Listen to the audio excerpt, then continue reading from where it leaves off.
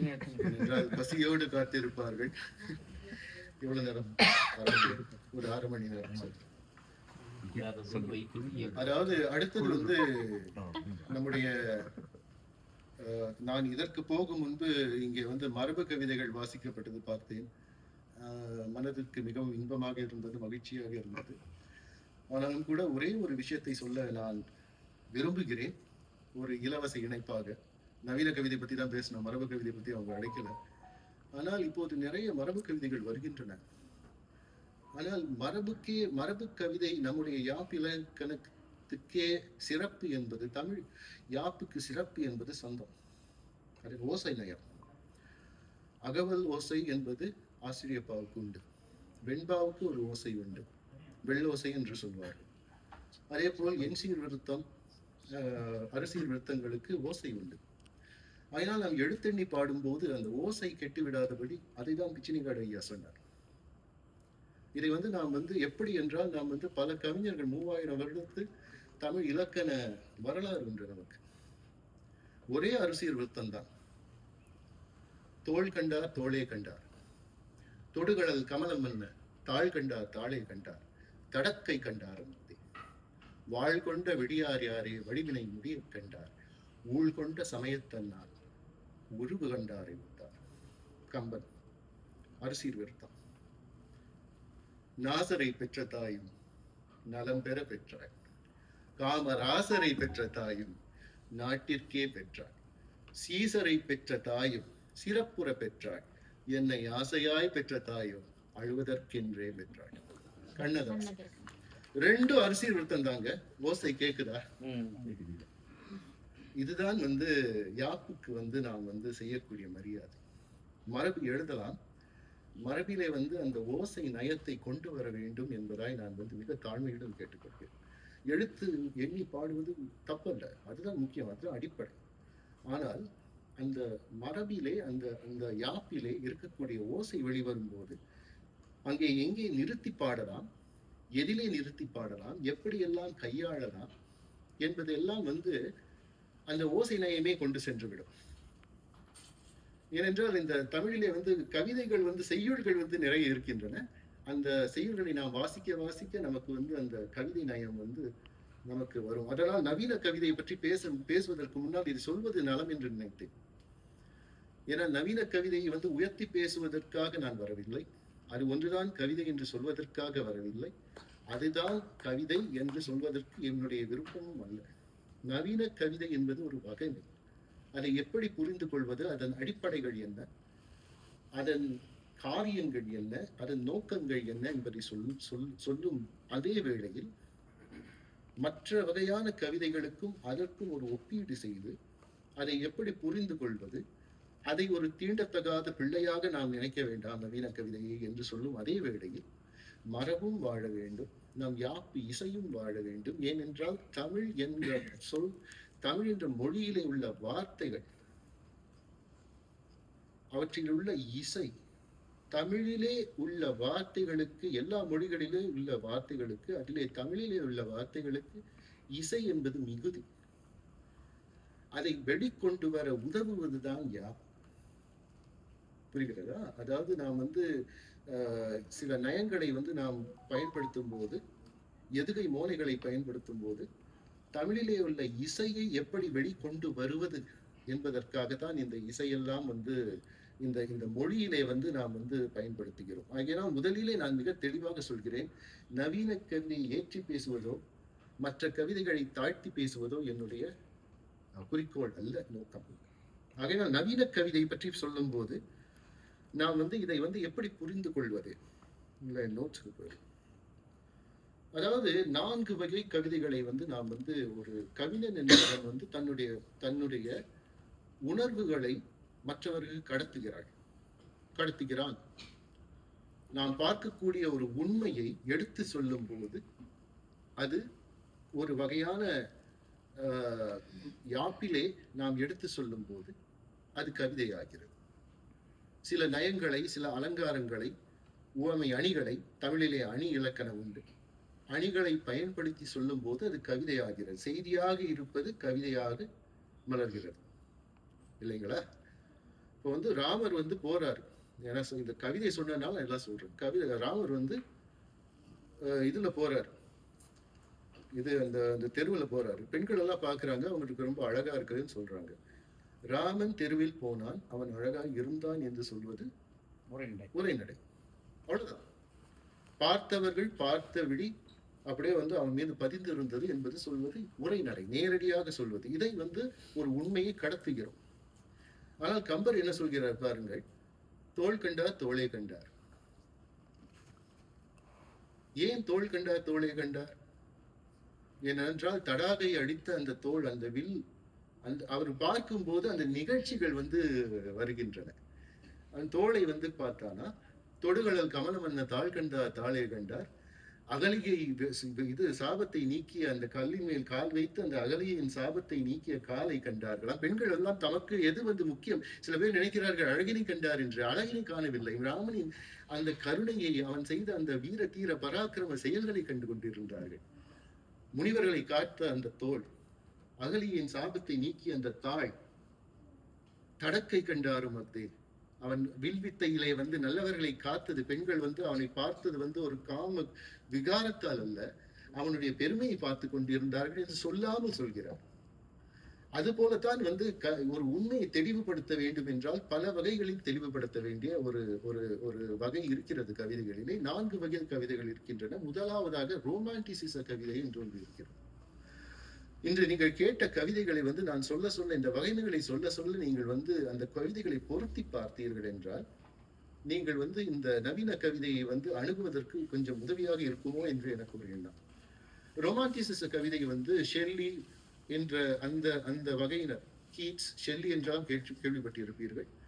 அவர்கள் எழுதிய காலத்தில், அதாவது 18வது நூற்றாண்டு 19ஆம் நூற்றாண்டின் முதல் பகுதியில் ரோமான்டிசிச கவிதை என்ற ஒரு வகை இருந்தது.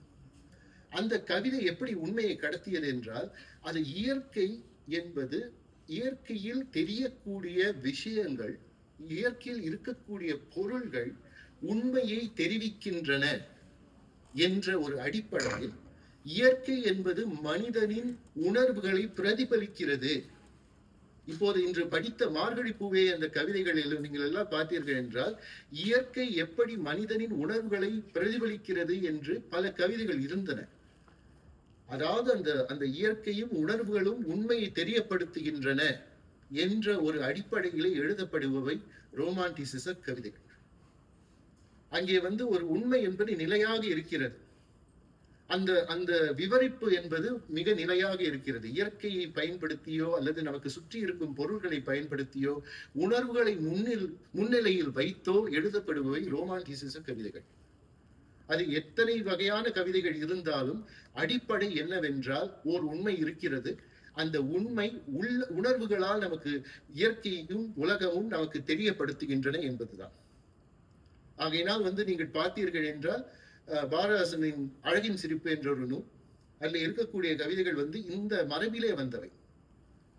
இதை எழுதுவது வந்து நவீன கவிதை மாதிரிதான் எழுதணும் அப்படின்னு ஒண்ணும் இல்லை.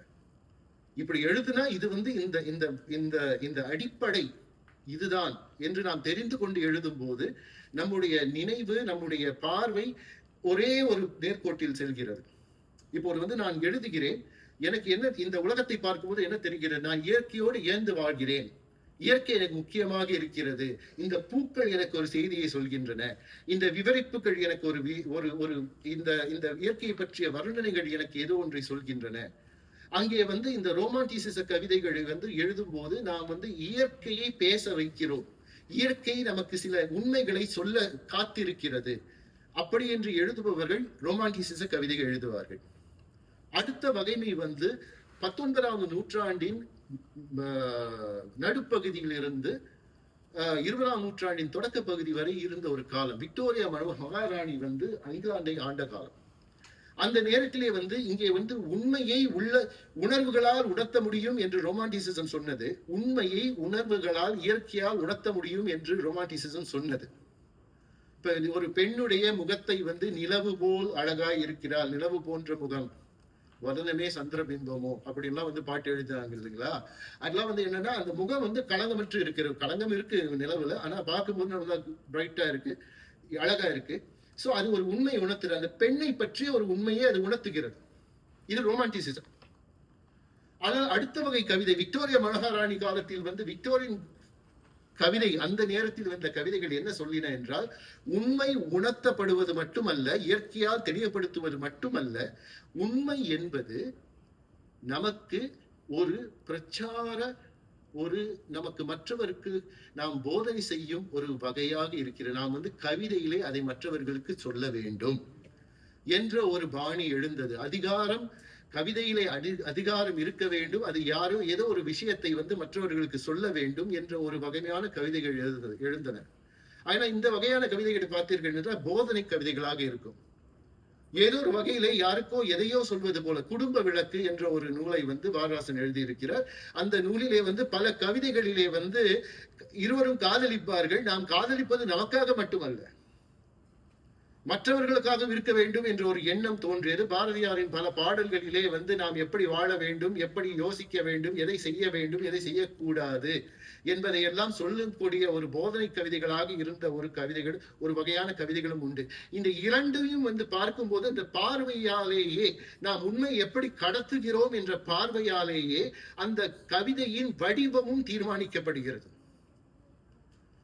புரிகிறதா? இப்போது ரோமான்டிசிச கவிதையிலே இயற்கையை நாம் எடுத்து பாடுகிறோம், நம்முடைய உணர்ச்சிகளை எடுத்து பாடுகிறோம் என்றால் அந்த கவிதைகளிலே நமக்கு உள்ள கவிதை வகைகளிலே நாம் எடுத்து சொல்லலாம். இத்தனை வகையான கவிதைகள் உண்டு, சிந்து வகை உண்டு, ஆசிரியப்பா உண்டு, விருத்தம் உண்டு என்றெல்லாம் நாம் பாடுகிறோம். ஆங்கிலத்தில் அவையெல்லாம் உண்டுதான். ஆனா இரண்டாவதாக நாம் அதிகாரமாக பிரச்சாரமாக சில விஷயங்களை சொல்லும் போது மிக கட்டுக்கோப்பான யாப்பு, மிக கட்டுக்கோப்பான சந்தம், இவற்றை இப்படித்தான் சொல்ல வேண்டும், இப்படித்தான் செய்ய வேண்டும் என்ற ஒரு கவிதை வகைமையும் இருக்கிறது. நாம் பல நேரங்களில் அதையும் பாடுவோம். சிங்கப்பூரை போற்றி பாடும் பாடல்கள் எல்லாம் அப்படிப்பட்ட கவிதைகள் தான். அல்லது நல்லிணக்கத்தை பற்றியும் மத நல்லிணக்கத்தை பற்றியும் சொல்லக்கூடிய கவிதைகள் எல்லாம் அந்த வகையை பற்றியதுதான். ஆனால் இதற்கு பிறகு 1914 தொடங்கி முதல் உலக போரின் போது ஒரு மிக பெரிய ஒரு மாற்றம் நிகழ்ந்தது கவிதை வரலாற்றிலே.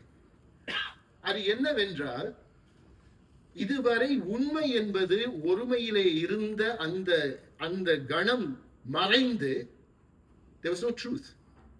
ஏன்னா ரொமான்டிசிசத்தில் காதல் இருந்தது, கடவுள் இருந்தார், உலகம் இருந்தது, மக்கள் எல்லோருக்கும் இடையே பரஸ்பர அன்பு இருந்தது, அன்புதான் முக்கியம் என்பது என்ற ஒரு எண்ணம் இருந்தது.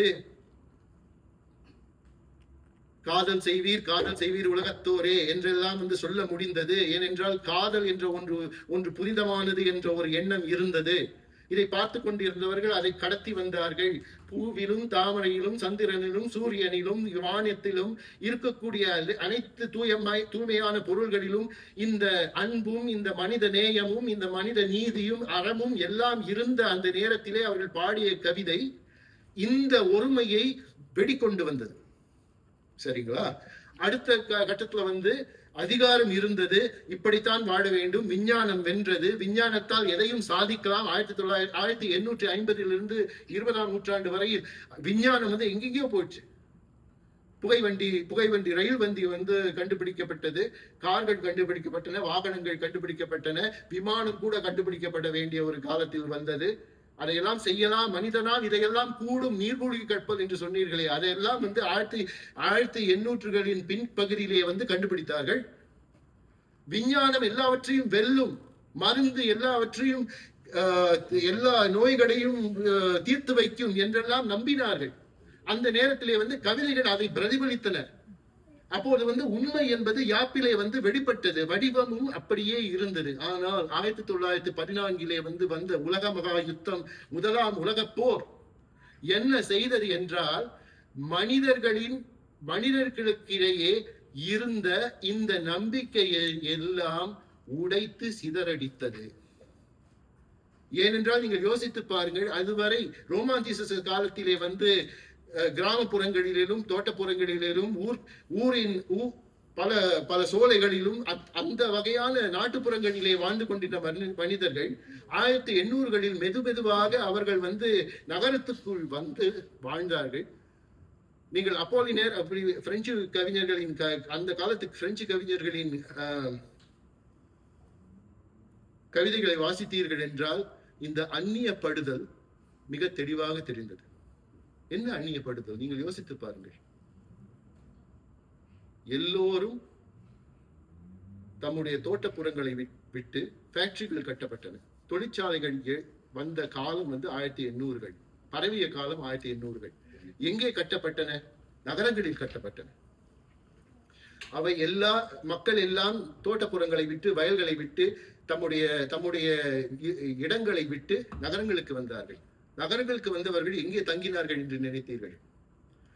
முதலில் தொழிற்சாலையில் வாழ்ந்தவர்கள், அங்கே வேலை செய்தவர்கள் கொத்தடிமைகளாக இருந்தார்கள். சார்ல்ஸ் டிக்கன்ஸ் உடைய நாவல்களை நீங்கள் படித்தீர்கள் என்றால் அவர்கள் கொத்தடிமைகளாக இருந்தது உங்களுக்கு தெரியும். இப்போதெல்லாம் நாம் பேசிக்கிறோம் 10 மணி நேர வேலை, 8 மணி நேர வேலை என்று. அப்போதெல்லாம் காலையில 6 மணிலிருந்து இரவு வரைக்கும் வேலை செய்து கொண்டே இருக்க வேண்டும். ஞாயிற்றுக்கிழமை என்ற விடுமுறை நாள் என்ற எண்ணமே அப்போது இல்லை. இதையெல்லாம் பின்னால் வந்த தொழிற்சங்கங்களும் அங்கே இருந்த புரட்சியாளர்களும் மாற்றினார்கள். மனிதன் ஒரு ஈன பிறப்பாக பார்க்கப்பட்ட ஒரு காலகட்டம் 1914 முன்னால் மனிதன் ஒருவனுக்கு ஒருவன் ஒரு அடுக்குமாடி வீடுகள் ஏற்பட்ட காலகட்டம். நான் பலமுறை சொல்வேன், இங்கே 21வது மாடியிலே செத்து போய் பாருங்கள். சிங்கப்பூரில் உங்கள் உடம்பை எப்படி கீழே கொண்டு வருவார்கள் யாராவது யோசித்தீர்களா? இது லிப்டுக்குள்ள அந்த சவப்பெட்டி சேராது, உங்களுக்கு தெரியுமா? அதை தூக்கிட்டு வரணுமே. சாகக்கூட இந்த மாதிரி ஒரு நகரத்திலே சௌகரியம் இல்லை என்பதை நாம் எப்போதாவது யோசித்திருக்கிறோமா? இதுதான் அந்த காலகட்டம். அந்த மாதிரி காலகட்டத்திலே தான் விபச்சாரம் நடந்தது. ஏனென்றால் ஆண்கள் எல்லோரும் நகரத்துக்கு வந்தார்கள். வாடகைக்கு சின்ன சின்ன கூண்டு போல வீடுகளில் வாழ்ந்தார்கள். கூண்டு போல வீடுகளில் வாழ்ந்து கொண்டிருந்த மனிதர்கள் அங்கே அவர்களுக்கு பணம் அவ்வளவா கொடுக்கவில்லை. ஏனென்றால் தொழிற்சாலை முதலாளிகள் முதலைகள் அவர்களுக்கு சரியான சம்பளத்தை கொடுக்கவில்லை.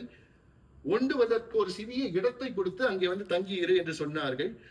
10 பேர் 12 பேர் 4 பேர் இருக்கக்கூடிய ஒரு இடத்தில் 10-12 பேர் வாழ்ந்து வந்தார்கள். பாரிஸ் நகரத்திலே, லண்டன் மாநகரத்திலே. இந்த நகரமயமான ஒரு இடத்தை எப்படி நீங்க ரோமான்டிச கவிதையை பாட முடியும்? இயற்கை என்பது நமக்கு அந்யோன்யமாக இருப்பது என்பது மாறி, நிலா போன்ற முகம், நட்சத்திரம் போன்ற கண்கள், தாமரை போன்ற கன்னங்கள் என்றெல்லாம் எப்படி பாட முடியும்? அப்படி வாழ்ந்து கொண்டிருப்பவனுக்கு எப்படி பாட முடியும்? எப்படி பாட தோன்றும்? அதே சமயம் 1914 கொத்து கொத்தாக மனிதர்கள் விஷவாயு தாக்குதலால், விஷவாயு ஆயுதங்களால் செத்து போனதை பார்த்து அவர்கள் பாடிக்கொண்டே போனார்களாம். ஏன்னா அது வரைக்கும் அவங்களுக்கு உலக போர் என்றால் என்னவென்று தெரியாதாம் அந்த போர் வீரர்களுக்கு. பாடிக்கொண்டே போறார்களாம். ஏனென்றால் அதுவரை கத்தியை வைத்துக் கொண்டு சண்டை போட்டுக் கொண்டிருந்தார்கள். ஏதோ ஒரு பழைய துப்பாக்கியை வைத்து சுட்டுக் கொண்டிருந்தார்கள். இப்போது என்ன வந்தது என்றால் மெஷின் கன் வந்தது. ஒரே வினாதியில் பல பேரை கொல்லக்கூடிய ஆயுதங்கள் வந்தன. தாங்கி வந்தது. விஷவாயு தாக்குதல் ஏற்பட்டது. கொத்து கொத்தாக மனிதர்கள் செத்துக் கொண்டிருந்த வேளையிலே பிறந்ததுதான் நவீன கவிதை. மனிதர்கள் ஈன பிறப்புகளாக, அற்பத்தனங்களாக, பூச்சிகளாக, மதிப்பு இல்லாதவர்களாக இருந்த காலத்திலே பிறந்ததுதான் நவீன கவிதை. நவீன கவிதை என்பது அலங்காரம் அல்ல. நாம் பல பேரிடம் சொல்லிக்கொண்டு பெருமைப்பட்டுக் கொள்ள இது ஒரு அலங்காரம் அல்ல. ஒரு இடத்திலே தான் ஒரு மனிதன் என்ற அந்த மரியாதை இழந்து ஈனப்பட்ட மனிதன் எழுப்பிய குரல் தான் நவீன கவிதை. அவன் சொன்னான், ஒரு விபச்சார பெண். ஏனென்றால் ஆண்கள் எல்லோரும் வந்து விட்டார்கள் நகரத்துக்கு. பெண்கள் எல்லோரும் ஊர்ப்புறங்களிலே இருக்கிறார்கள். அங்கே மாட்டிக்கொண்ட பெண்களுக்கு என்ன வருவாய், என்ன வழி? விபச்சாரம் என்பது வாணிபமயமானது. 1880களின் பின்பகுதியில் எந்தவித பாதுகாப்பும் இல்லாமல் மனிதன் வாழ்ந்து கொண்டு இருந்த இடத்தில் நவீன கவிதை உருவானது. நான் சொல்ல போகும் நான் சொல்ல போகும் எதையும் நீங்கள் ஞாபகம் இல்லாவிட்டாலும் இதை மட்டும் நீங்கள் ஞாபகம் வைத்துக் கொள்ளுங்கள். நவீன கவிதை என்பது உத்தி அல்ல. நவீன கவிதை என்பது ஒரு அலங்காரம் அல்ல, அணிகலன் அல்ல.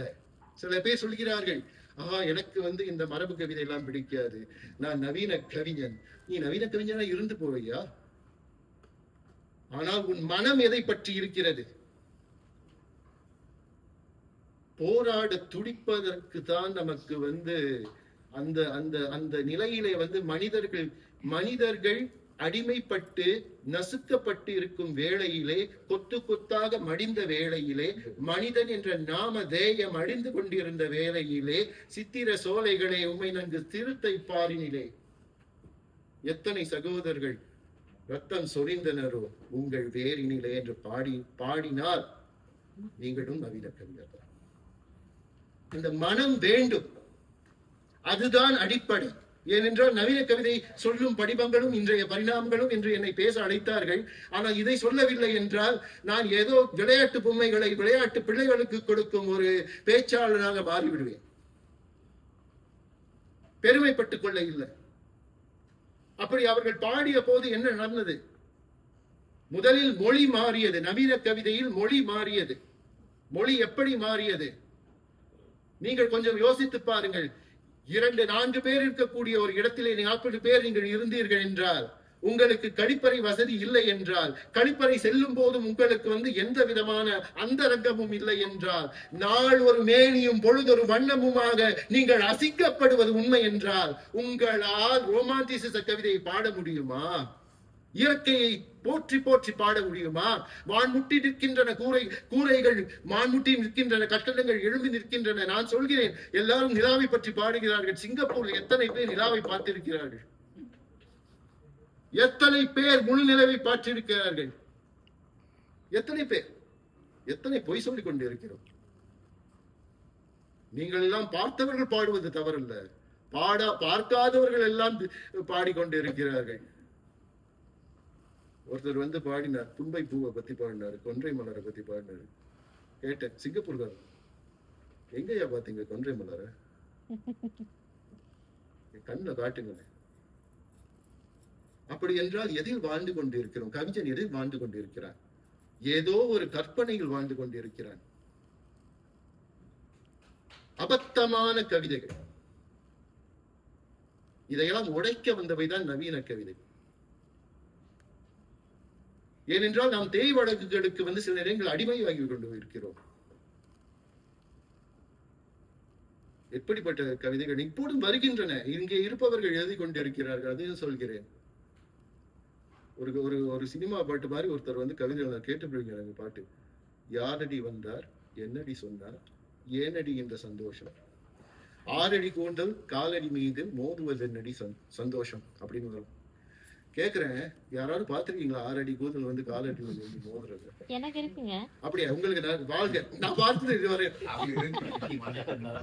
நீங்க வாழ்க. ஆனால் நான் சொல்வது என்னவென்றால், இந்த நவீன கவிதை இதையெல்லாம் கேள்வி கேட்டது. முதலில் நான் முதல் 6 விஷயங்கள் உள்ளன. முதல் விஷயம் என்பது கேள்வி கேட்க வேண்டும். நவீன கவிதையின் அடிப்படை என்பது மொழி அல்ல, புத்தி அல்ல, அலங்காரம் அல்ல, அணி அல்ல, மனப்பான்மை, மன ஓட்டம், நாம் கண்ணால் காணும் பார்வை. ஒரு அடுக்குமாடி கட்டத்தில் சொன்னேனே, 50வது மாடியில் இருக்கிறது, தக்ஷன் பிளேனில் 50 மாடி கூட இருக்கிறது, HDB வீடு இருக்கிறது. அதிலே செத்து போனால் உங்கள் உடம்பு எப்படி கீழே வரும் என்று யாராவது கேள்வி கேட்டிருக்கிறீர்களா? அப்படி கேட்பவன் நவீன கவி.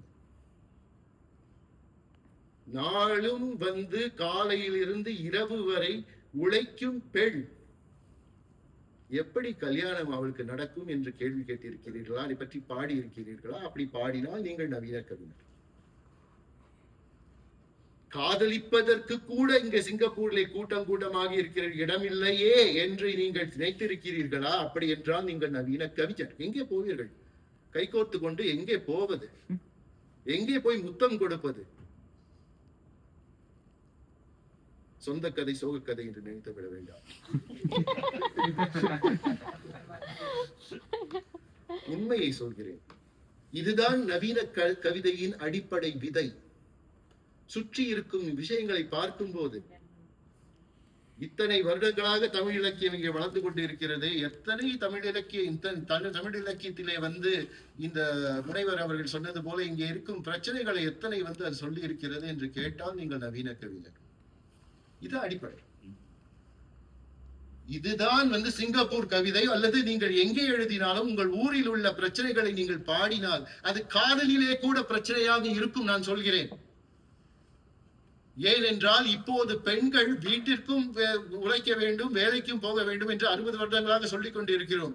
ஆனாலும் அவர்கள் காதலியராகவும் இருக்க வேண்டும் என்று அவர்களுக்கு காதல் கவிதையும் எழுதுகிறோம்.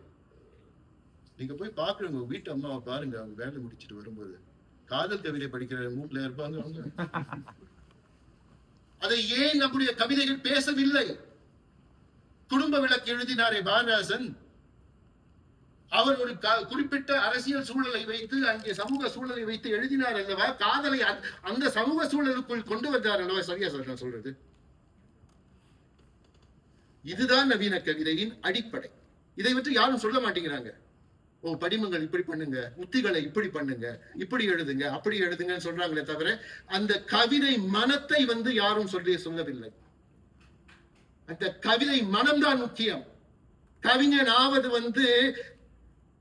ஒரு வித்தை அல்ல, அது ஒரு மன சுதந்திரம். ஐயா எழுதினாரே, முதுமையை பற்றி எழுதினாரே, அந்த மாதிரி அதை பத்தி யார் முதுமையை யார் எழுதுறா? இப்போ யார் எழுதுறா? இதுதான் முக்கியம். ஆகையால் இது முதல் விஷயம்.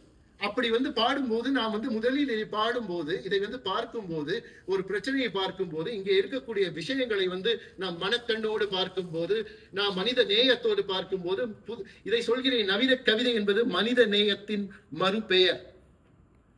உங்களை சுற்றியுள்ள மனிதன் பூவிற்கும் அந்த பெண்ணுக்காக நீங்கள் ஏங்கினீர்கள் என்றால் நீங்களும் ஒரு நவீன கவிஞரே. நீங்க அரசியல் விருத்தத்துல எழுதிட்டு போங்க, எனக்கு என்ன? பெண்பாலே பாடிட்டு போங்க, எனக்கு என்ன? ஆனா அந்த பெண்ணுக்காக நீங்க ஏங்கினீங்கன்னா நீங்க நவீன கவிதை.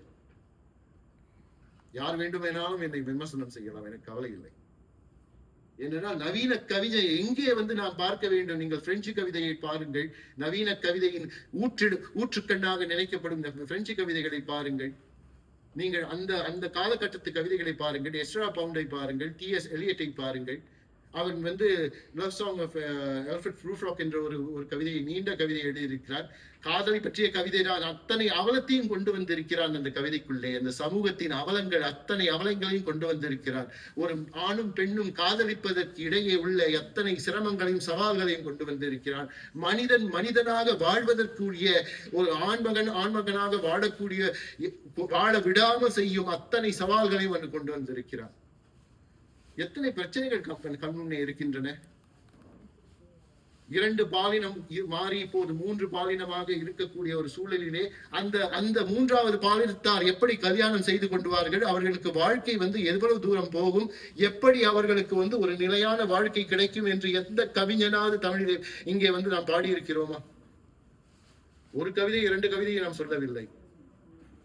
இதையெல்லாம் நாம் யோசிக்க வேண்டாமா? நவீன கவிதை என்று சொல்லும் போது இதையெல்லாம் நாம் யோசிக்க வேண்டாமா? 2வது விஷயம், அப்படி அந்த மனநிலை வந்துவிட்டால் 2வதாக என்ன மாறும் தெரியுமா? மொழி மாறும். ஏனென்றால் நீங்கள் யாருக்காக பாடுகிறீர்களோ அவர்களுடைய மொழியில் தான் நீங்கள் பாட முடியும். இது உண்மைங்க. கவிதை என்பது எனக்காக பாடுவதல்ல. நான் இதை இணையத்திலே போட்டு 2 பேர் 3 பேர் கைத்துவார்கள் என்று பாடுவதல்ல. நான் யாருக்காக ஏங்குகிறேனோ, யார் கஷ்டத்துக்காக மனம் வருந்துகிறேனோ, யாருக்காக துடிக்கிறேனோ, அவர்கள் நினைப்பது அவர்கள் புரிந்து கொள்ள வேண்டும், அவர்கள் மொழியிலேயே அதை சொல்ல வேண்டும் என்று நினைப்பதுதான் நவீன கவிதையின் 2வது அடித்தளம். ஆகையால் நீங்கள் பார்த்தீர்கள் என்றால் நவீன கவிதை முன்பிருந்த கவிதைகளை விட்டு மாறுபட்டது. ரோமான்டிசிச கவிதைகளை விட்டு மாறுபட்டது.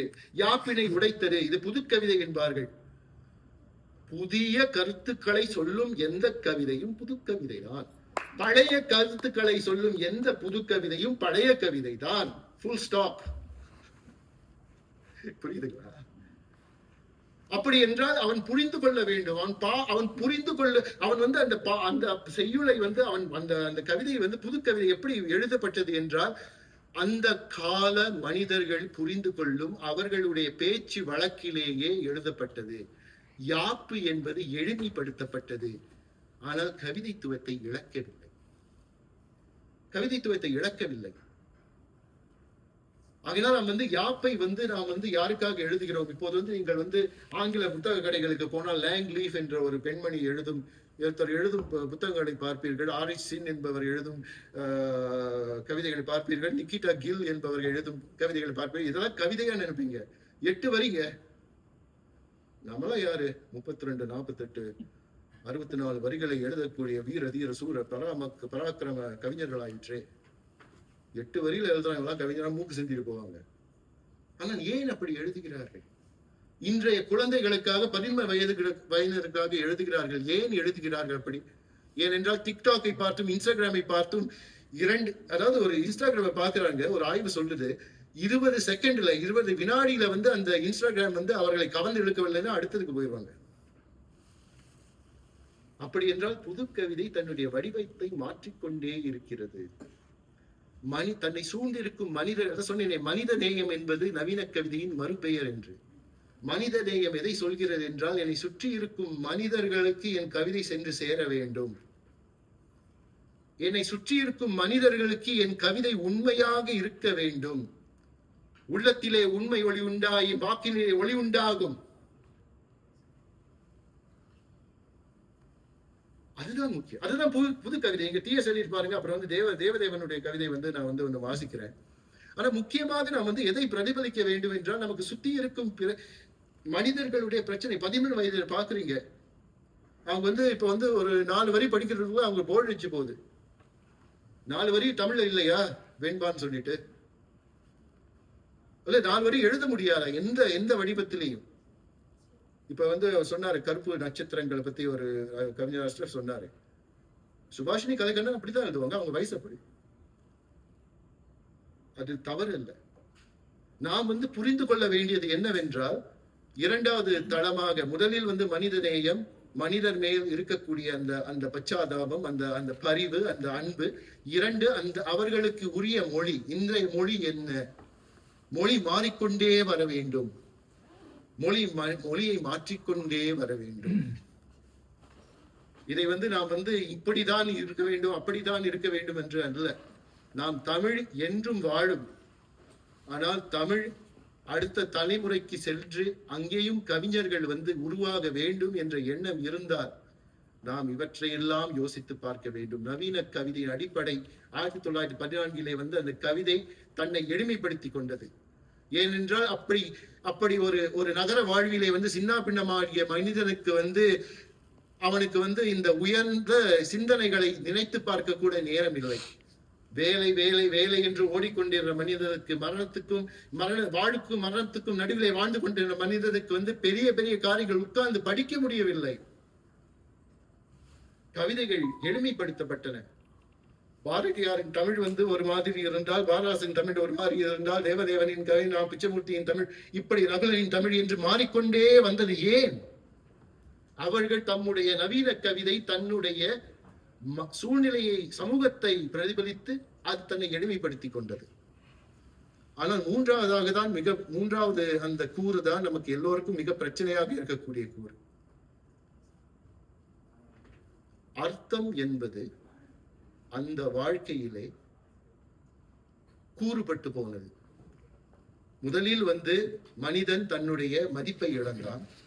இரண்டாவது, மனிதன் என்பவன் தன்னுடைய மொழியை ரசிக்கும் தன்மை இழந்தான் என்றால் அவசர வாழ்க்கையின் நடுவிலே. மூன்றாவது, அவனுக்கு தெரிந்த அர்த்தங்கள் கூறுபட்டு போயின. ஏன்? நீங்கள் பாருங்கள், ஒரே விஷயத்தை பற்றி நீங்கள் போய் இன்று இணையத்தில் தேடுங்கள். ஒரே விஷயத்தை பத்தி நீங்கள் இணையத்தில் தேடுங்க, 4 கருத்து இருக்கும். இதுதான் உண்மை. ஒரு காலத்தில் இருந்தது போல் இதை படித்து விட்டால் எல்லோரும் நம்புவார்கள் என்று சொல்ல முடியாது. சிங்கப்பூர் வாழ்க்கையை பற்றி ஆஹா ஓஹோ என்று சிங்கப்பூர் வாழ்க்கை எப்படி இருக்கிறது என்று இணையத்தில் போட்டிருங்கள். ஒருத்தர் சொல்வார் ஆஹா இதுதான் சொர்க்கலோகம் என்று, இன்னொருத்தர் சொல்வார் இதே போல் நரகம் இல்லை என்று, இன்னொருத்தர் சொல்லுவார் இதை விட வேற உணவு நல்லா இருக்கு என்று.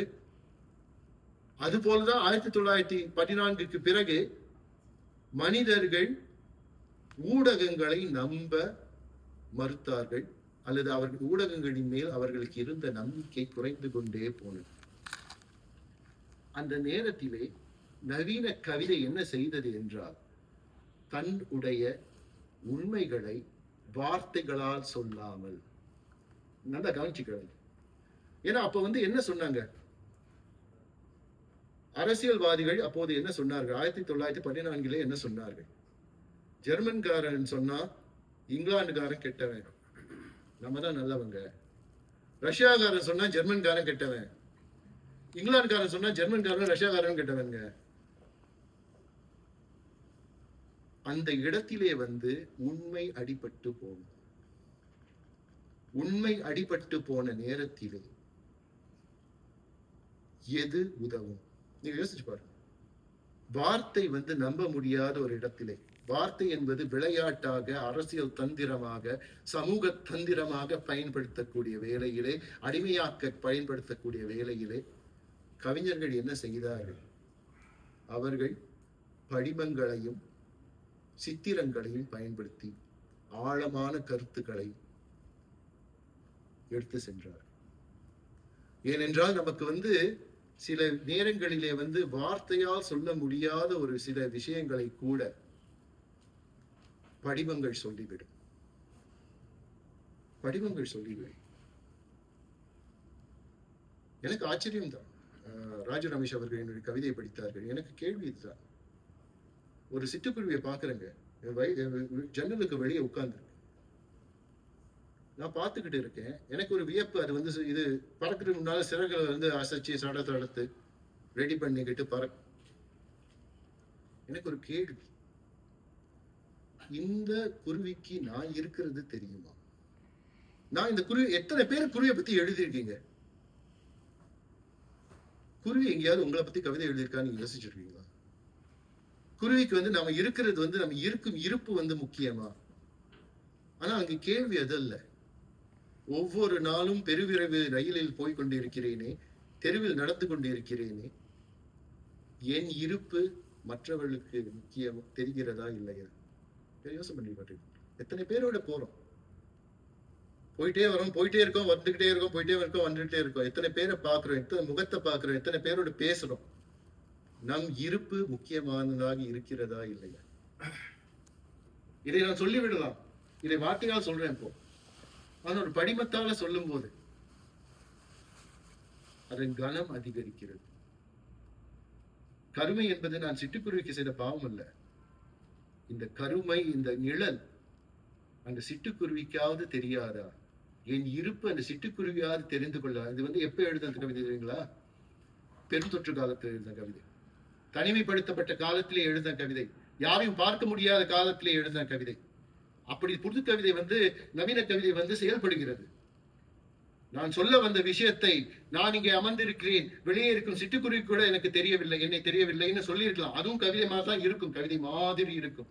ஆனால் ஒரு ஜன்னலிலே அந்த பக்கத்தில் இருக்கும் சிட்டுக்குருவி, எனக்கும் நடுவிலே ஒரு கண்ணாடி, அந்த கண்ணாடிக்கு அடுத்த பக்கம் இருக்கும் சிட்டுக்குருவி, அந்த சாதாரண ஜீவனுக்கு கூட என்னை தெரியுமா தெரியாதா? நான் இருப்பது தெரியுமா? நான் இருப்பதை அது உணருமா? என் எண்ணங்களை, என் கனவுகளை, என் கவிதைகளை, எனக்கு நானே தந்து கொண்டிருக்கும் மதிப்பை அதுவாவது உணர்ந்து கொள்ளுமா? அந்த சாதாரண ஜீவனுக்காவது நான் இருப்பது தெரியவில்லையே என்ற ஏக்கம்தான் கருமை. இதைதான் நவீன கவிதை செய்கிறது. அதாவது வார்த்தைகளிலே உள்ள அந்த நம்பகத்தன்மை கெட்டு போனதால் படிமங்களுக்கு தன்னை நவீன கவிதை கொண்டு சென்று விட்டது. அவங்க சொல்லுவாங்க, நெருப்பு நெருப்புனா சுடாது அப்படின்னு. ஆனால் வார்த்தைகளுக்கு, படிமங்களுக்கு அந்த சக்தி உண்டு. நவீன கவிதையை வாசிக்கும் போது நாம் வந்து படிமங்களிலே தடுமாகிறோம்.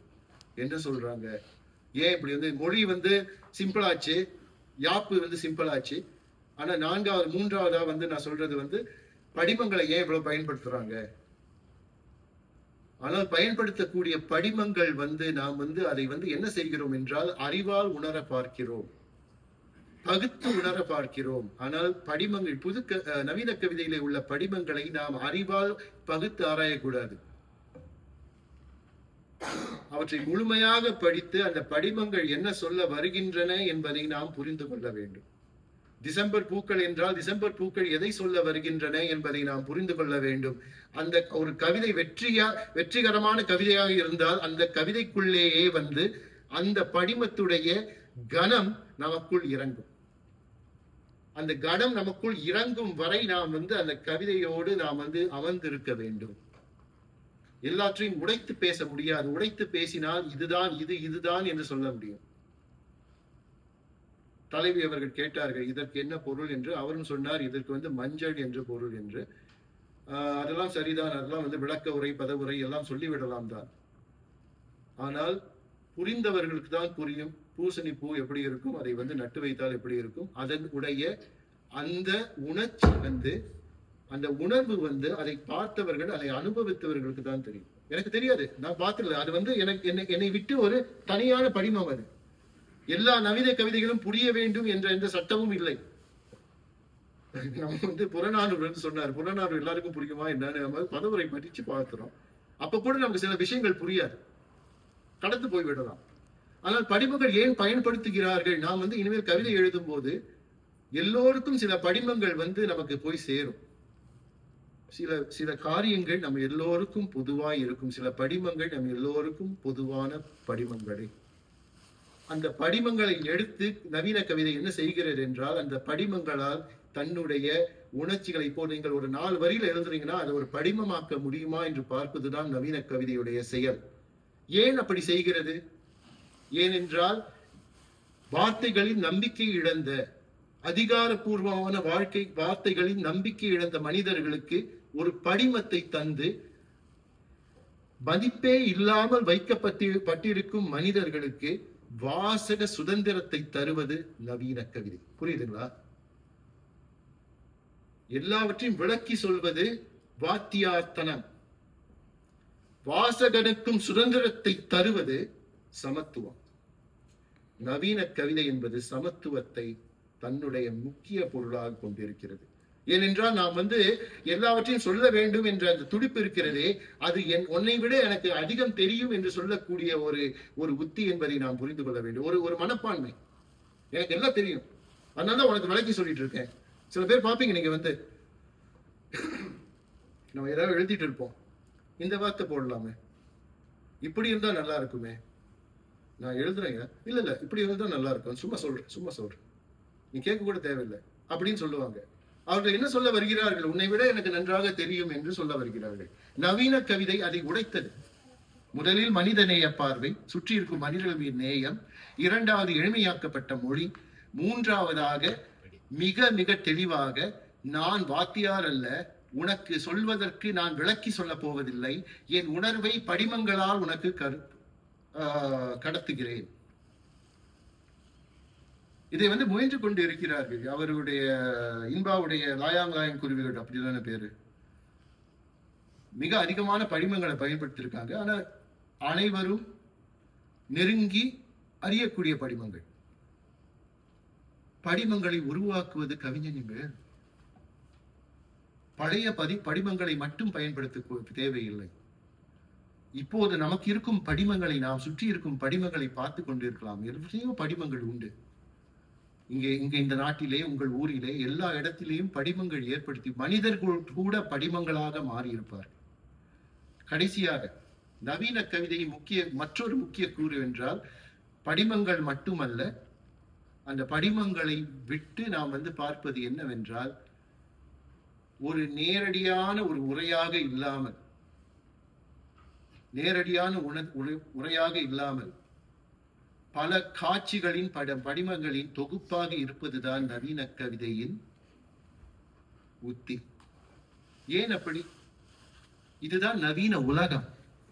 ஒரு நாள் காலையில இருந்து ராத்திரி வரைக்கும் நம்ம வந்து ஒரே சில விஷயங்களை மட்டும் பார்க்கறது இல்லை. எத்தனையோ பேரை பார்க்கிறோம், எத்தனையோ பேர் வந்துட்டும் போயிட்டு இருக்காங்க பார்க்கிறோம். இந்த படிமங்கள் எத்தனையும் அந்த தொகுப்பு தான் மனிதன். சாரி, மறுபடி இடிச்சிட்டு இருக்கேன். நாம் காணும் படிமங்களின் தொகுப்பு தான் நாம். புரிகிறதா? ஒவ்வொரு நாளும் எத்தனையோ படிமங்கள் மாறி மாறி மாறி வருகின்றன. எத்தனையோ படிமங்கள் மாறி மாறி வருகின்றன. அந்த படிமங்களின் தொகுப்பு தான் நான். தேவதேவனுடைய ஒரு கவிதை வந்து நான் வாசிக்கணும் என்று நினைத்தேன். காற்றில் அலை கழியும் வண்ணத்து பூச்சிகள் காலில் காட்டை தூக்கி கொண்டு அலைகின்றன. காற்றில் அலை கழியும் வண்ணத்து பூச்சிகள் காலில் காட்டை தூக்கி கொண்டு அலைகின்றன. 4 வரிடா 3 வரிடா. இங்க வந்து இந்த இந்த இந்த படிமங்களை பாக்குறோம், நம்ம பாக்குறோம். ஒரு பட்டாம்பூச்சி வந்து பறந்து போயிட்டு இருக்கு. அவருக்கு என்ன தோணுது? அவர் எங்கேயோ அந்த அந்நியப்படுத்துதல் இருக்கு இல்லைங்களா? காட்டை விட்டு அந்நியப்படுத்தப்பட்ட மனிதன் அலைக்கழியும் அந்த பட்டாம்பூச்சியில் தான் தான் அகன்று வந்து விட்ட காட்டை பார்க்கிறார். காடு எவ்வளவு பெருசு, பட்டாம்பூச்சி எவ்வளவு சிறுசு, அது கால் எவ்வளவு மென்மையான. அதனால் நான் சொன்னது எல்லாம் இதில் வந்து விட்டதே. மனிதனின் அந்நியப்படுதல். நகரத்தில் வந்து பேசினார்கள். ஒரு சகோதரர் சொன்னார், நான் வந்து ஊரை விட்டு வந்தது, இது கவிதை வந்து எனக்கு வந்தது, அக்கறை இல்லாமல் இருந்தோம் என்ற ஒரு கவிதை வாசித்தார். அந்த பட்டாம்பூச்சியை பார்க்கும் போது அந்த கவிஞன் எதை நினைக்கிறான்? பட்டாம்பூச்சியின் அழகை நினைக்கவில்லை. காற்றில் அலைகளையும் பட்டாம்பூச்சியின் காதலியின் அழகை போல் இருக்கிறது என்று சொல்லவில்லை. அவன் கஷ்டப்பட்டு கொண்டிருக்கிறான், காட்டை மறந்து விட்டான், இயற்கையை மறந்து விட்டான். அந்த காட்டின் எச்சம் அந்த மென்மையான கால்களில் ஒட்டி கொண்டிருப்பதாய் அவன் கனவு காண்கிறான், கருத்து சொல்கிறான். மொழியின் எளிமை, யாப்பு எளிமையாக்கப்பட்டது. படிமம். பட்டாம்பூச்சியை பார்க்கும் போது நமக்கு என்ன தோணும்? பட்டாம்பூச்சி விடுதலையான ஒரு ஒரு ஒரு பூச்சி என்று தோணும் இல்லைங்களா? பட்டாம்பூச்சியா தான் சொன்னோம், அது பட்டாம்பூச்சி போல பறக்குது. அப்படி என்றால் காட்டை தூக்கி கொண்டிருக்கும் பட்டாம்பூச்சி என்ற படிமத்தை பாருங்கள். ஒரு எளிமையான ஒரு பூச்சி. நம்ம என்ன சொல்றோம்? she is like a butterfly, இப்படி பறந்துகிட்டே இருக்கா. ஆனால் இது பொறுப்புள்ள பட்டாம்பூச்சி, கால்களில் கனத்தை சுமக்கும் பட்டாம்பூச்சி. இதைத்தான் நாம் வந்து படிமம், இப்படித்தான் படிமத்தை உருவாக்க வேண்டும். எல்லோருக்கும் தெரிந்த படிமம் பட்டாம்பூச்சி. நவீன கவிதை அதை கீழறுப்பு செய்கிறது. கீழறுப்பு செய்கிறது. அவர் சொல்லி இருக்கலாம், காட்டை விட்டு வந்து விட்டேன், கான்கிரீட் காட்டில் இப்போது இருக்கிறேன்னு வந்து ஏதாவது எழுதியிருக்கலாம். நானும் அப்படிதான் எழுதியிருப்பேன். ஆனா அவர் என்ன சொல்கிறார்? பட்டாம்பூச்சியா, காற்றில் அலைகளையும் பட்டாம்பூச்சி காலில் காட்டை சுமந்து கொண்டிருக்கிறேன்னு சொல்லும் போது சுதந்திரமாக, சந்தோஷமாக, உற்சாகமாக, உல்லாசமாக இருக்கக்கூடிய ஒரு ஜீவன் காட்டை தூக்கி கொண்டு அலைகிறது. அதன் வாசம் இவனுக்கு வருகிறது. இவன் அந்நியப்படுதல் அவனுக்கு புரிகிறது. ஆகையினால் இது வந்து படிமங்கள். கடைசியாக தொகுப்பு, காட்சிகளின் தொகுப்பு. ஒரே முதலிலிருந்து கடைசி வரை சொல்லக்கூடிய வாழ்க்கை இல்லை, உரைநடை அல்ல, சிலப்பதிகாரம் போல வந்து ஒரு காவியம் அல்ல. கவிதை என்பது பல பல படிமங்கள், இப்போ சொன்ன படிமங்களின் தொகுப்பாக வருவது நவீன கவிதை. ஏனென்றால் நம் வாழ்க்கையே இப்படித்தான் வந்து கூறுபட்டு போய் கிடக்கிறது. இதை மட்டும் சொல்லி முடிச்சிடுறேன். கூறுபட்டு போய் கிடக்கிறது. ஆபீஸுக்கு போனா அங்க யாராவது திட்டுவான், அவனுக்கு முன்னால வந்து நான் வந்து கை கட்டி நிற்பேன். வீட்டுக்கு வந்தா நான் தான் எஜமானன், நான் தான் வந்து பெரிய ஆள் மாதிரி நடந்துப்பேன். இலக்கிய கூட்டத்துக்கு வந்தா நான் கவிஞன். இங்க போனா அப்படி, அங்க போனா இப்படி, எந்த இடத்துல நான் ஒருத்தன். யாரும் சொல்லியிருக்கோமா? யாராலும் கை தூக்குங்க. நம்ம வந்து வேலைக்கு போய் நம்ம பாஸ் கிட்ட I am a poet, excuse me, இந்த வேலையை நான் இப்ப பண்ண முடியாது, நான் வந்து இப்ப வந்து கவிதை எழுதிட்டு இருக்கேன். யாரும் சொல்லிருக்கீங்களா?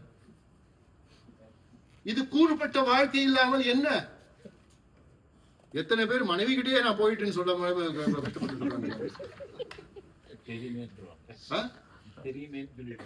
தெரியுமே. இல்ல, இது கூறுபட்ட வாழ்க்கையின் அடையாளம் அல்லவா? மாஞ்சி Facebookல வந்து காதல் கவிதை எழுதுவாங்க, வீட்டுல வந்து காதலிக்கவே கூறுபட்ட வாழ்க்கை அல்லவா? இந்த கூறுபட்ட வாழ்க்கையின் பிரதிபலிப்பு தான் நவீன கவிதை. படிமங்கள் சேர்ந்து சேர்ந்து இப்படி எல்லாம் கூறுபட்டு கிடக்கிறோம். அதை முழுமையாக வாசிக்கும் போது இதுதான் வாழ்க்கை. நம்ம என்ன சொல்றோம்? ஸ்ட்ரெயிட்டா இல்ல சார், நீட்டா இல்ல. கவிதை வந்து நீட்டா இல்ல. என்ன சொல்றாங்கன்னு புரியல. இங்க திடீர்னு இப்படி சொல்றாங்க, அப்படி சொல்றாங்க. என்னதான் எழுதியிருக்காங்க? லைன் குறி நம்ம தலைவினால கை தட்ட வேண்டியது. சாரி அப்ப ஆனா அவருடைய கவிதை பார்க்கும் போது அந்த படிமங்கள் அத்தனையும் ஒரே உண்மையை தெரியப்படுத்துகின்றன. நம் அந்நியப்படுத்தப்பட்டதை நம் வாழ்க்கை கூறு கூறாக உடைந்து சிதைந்து கிடப்பது, அதற்குள்ளே இருக்கும் அழகியதை, இந்த கூறுபட்டு கிடக்கும் வாழ்க்கையிலும் நீ ஒரு கணம் சுவாசித்து இன்பத்தை காண முடிந்தால், அந்த இன்பத்தை நீ இன்னொருவருக்கு கடத்த முடிந்தால் நீயும் நவீன கவிஞன். ஒரு கதை சொல்லுவாங்க இல்லைங்களா, அது ஒரு கிளையில பிடிச்சுக்கிட்டு தொங்கிட்டு இருப்பானா ஒருத்தன். அந்த கிளை ஆடிக்கிட்டே இருக்குமா. ஒரு எலி அந்த கிளையை கொடிச்சுக்கிட்டு இருக்குமா. கொஞ்ச நேரத்துல அவன் விழுந்துருவானா. அந்த நேரத்துல மேலே இருந்து ஒரு தேன் கூட்டுல இருந்து ஒரு துளி தேன் அவன் வாய்க்குள்ள விடுமா. அவன் சொல்லுவானா, ஆஹா என்ன ஒரு இனிமை. அதுதான் அந்த படிமம் தான் நவீன கவிதை. உலகத்தின் அவலங்களையும் சொல்வது, அதே சமயத்தில் அந்த அவலத்திலேயும் ஒரு அழகியலை காண்பது. அதனால் இந்த 4 கூறுகள், முதலில் மனித நேயம். நம்மை சுற்றி நாம் வெளியே போகும்போது ஒவ்வொருத்தரையும் பாருங்க. சில இன்னைக்கு இங்கேயும் போக வேண்டாம், நீங்க இந்த பில்டிங்லயே நீங்க பாருங்க. 80 வயசு அம்மா, எனக்கு தெரியும். இங்க போன கீழே பீச்சுக்கு போனீங்கன்னா சுத்தப்படுத்திட்டு இருப்பாங்க. ஒரு ட்ராலியை தட்டிக்கிட்டு போய் சுத்தப்படுத்திட்டு 80 வயசு அம்மா. அவங்க வாழ்க்கை ஏன் வேலை பார்க்குறாங்க 80 வயசுல? அதை பத்தி கவிதை எழுத முடியாது. மனித நேயம், அவர்களுக்கு புரிந்த மொழி, நம்மை சுற்றி இருப்பவர்களுக்கு புரியும் மொழி, புரியும் யாப்பு. அது எப்படிப்பட்ட யாப்பாக இருந்தாலும், எந்த விதமான ரிதத்தில் வந்தாலும், எந்த விதமான சங்கத்தில் வந்தாலும், அதை எல்லாம் கண்ணதாசன் சொல்வார், தமிழிலே உள்ள யாப்பு எல்லாரும் ஒழுங்கா படிச்சா எதை வேணுமானாலும் தமிழை எழுதலாம்னு சொல்லுவார். யாப்புல அவ்வளவு கடல் மாதிரி. நமக்கு தெரிஞ்சது 2 என்சீர் விருத்தம், 2 அரிசீர் விருத்தம், 2 ஆசிரியப்பா, வெண்பா, இதை மட்டும்தான் அந்த யாப்பிலக்கன்னு நினைச்சிட்டு இருக்கோம். நான் அதுக்கு வரல. நான் என்ன சொல்றேன்னா, நமக்கு சுற்றி இருப்பவர்கள் எதை விரும்புவார்கள், எது அவர்களுக்கு சென்று சேரும், என்று நாம் யோசித்து பார்த்தோம் என்றால் அதுதான் நம்முடைய மொழி. பாரதி அதனால் தான் தன்னுடைய அவர்கள் காவிரி சின்னிலே பாட ஆரம்பித்தார். ஏனென்றால் அந்த காலத்திலே கூத்துகள் அந்த சிந்தனை தான் எழுதுவாங்க. மொழி மக்களுக்கு புரிந்த மொழியை எழுதினான் பாரதி. அவ்வளவுதான். நந்தனா சரித்திரம், இந்த மாதிரி நாடகங்களை பார்த்தவர்கள் இந்த சிந்தை எடுத்துக்கொண்டார்கள். அவன் வெண்பாவில் அவன் புலி, அவன் பாடியிருப்பான், பாடியும் இருக்கிறான்.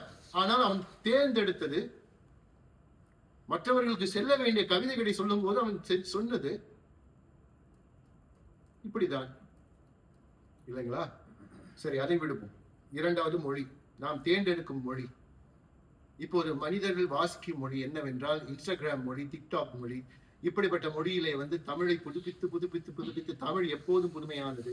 அந்த தமிழை அதிலே கொண்டு 3வது படிமங்கள். நான் சொன்னது போல, தேவதேவனின் கவிதையை சொன்னது போல, அந்த பட்டாம்பூச்சி என்ற ஒரு படிமம் நாம் எல்லோரும் ஒன்றை நினைத்துக் கொண்டிருக்கிறோம். அந்த கணத்திலே ஒரு ஆச்சரியத்தை ஏற்படுத்துகிறார். இப்போது இப்படி ஒரு உல்லாசமான பூச்சி எப்படி காட்டி சுமக்கிறது என்று நம்மை சிந்திக்க வைக்கிறார். அதுதான் படிமம், சிந்திக்க வைப்பது படிமம். கடைசியாக படிமங்களில் ஒரே ஒரு நேர்கோட்டிலே ஒரு போதனை செய்யாமல் நம்முடைய உடைப்பட்ட வாழ்க்கையை முழுமையான கவிதையை கொண்டு வருவது நவீன கவிதை. ஆகினால் ஒரு நவீன கவிதையை வாசிக்கும் போது அதை வாசிக்க முடியாது, அது தெரியாது என்று பார்க்காமல் நாம் வாழ்க்கையோடு பொருத்தி பார்க்க வேண்டும். கவிதை நம்முடைய கவிதா விலாசத்தோடு பொருத்தி பார்த்தால் அது புரியாது. புரியுங்களா? நவீன கவிதையை இலக்கணத்தோடு பொருத்தி பார்த்தால் அது புரிய வேண்டும் என்ற இல்லை. நம்முடைய வாழ்க்கையின் அவலத்தோடு பொருத்தி பார்த்தால் பல நவீன கவிதைகள் உங்களோடு மிக மிக நெருக்கமாக பேசும். கடைசியாக நான் ஒரு கவிதையை வாசிக்க விரும்புகிறேன். அதை வாசித்து விட்டு முடிக்கிறேன். ஆத்மகாமின் கவிதை, மறுபரிசீலனை என்ற கவிதை. நான் எதனையுமே மறுபரிசீலனைக்கே விட்டு விடுகிறேன். நான் படித்த புத்தகங்கள் என்னை கேலி செய்கின்றன. நீ பழைய மனிதன்தான் என்கிறது ஒரு புத்தகம். புதிய மனிதன்தான் என்கிறது இன்னொரு புத்தகம். நான் மனிதன்தானா என்று சோதித்துக் கொள்ளும் நிர்பந்தங்கள், தொண்டையில் சிக்கிக்கொண்ட மீனின் முள்ளென பச்சை புல்வெளிகளை சிக்கிக்கொண்ட கரும்பாம்பு, வெறுமனே சும்மா இருக்க முடியாத பேனா, சிதறி பறக்கும் பிணந்தின்னி கழுகுகள், எங்கோ கேட்கும் கூக்குரல், துணிக்கயிற்றில் தொங்கும் குரல் வளைகள், தூங்குபவர்களை தூங்குவது போல் நடிப்பவர்களையும் எழுப்பும் வார்த்தை கூட்டங்கள், புறப்பட்டாகிவிட்டது கருப்பு படை. இதை நான் விளக்க போறது இல்லை. ஆனா நீங்க இதை பார்த்து மறுபரிசீலனை என்ற ஒரு கவிதை பார்த்தீங்க என்றால், மனிதன் அந்நியப்பட்டதை மிக சிறப்பாக படிமங்களின் மூலமாக மிக அக்கறையோடு சொன்ன ஒரு மிகப்பெரிய கவிதையாக நான் இதை கருதுகிறேன். இதுவரை பொறுமையாக நான் சொன்னதையெல்லாம் கேட்டுக்கொண்டிருந்த உங்கள் அனைவருக்கும் மிகுந்த நன்றி.